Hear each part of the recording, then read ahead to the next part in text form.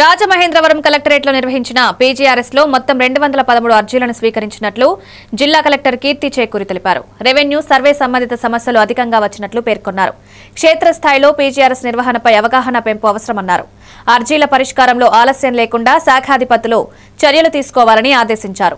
ధాన్యం సేకరణలో రైతులకు ఇబ్బందులు రాకుండా చూడాలని, తేమ శాతం పేరిట నష్టం జరగకుండా పర్యవేక్షించాలని సూచించారు. సంక్షేమ వసతి గృహాల్లో పారిశుద్ధ్యాన్ని మెరుగుపరచాలన్నారు. ముఖ్యమంత్రి పర్యటనలో అందిన ఫిర్యాదుల పరిష్కారంపై ప్రత్యేక దృష్టి పెట్టాలని కలెక్టర్ స్పష్టం చేశారు.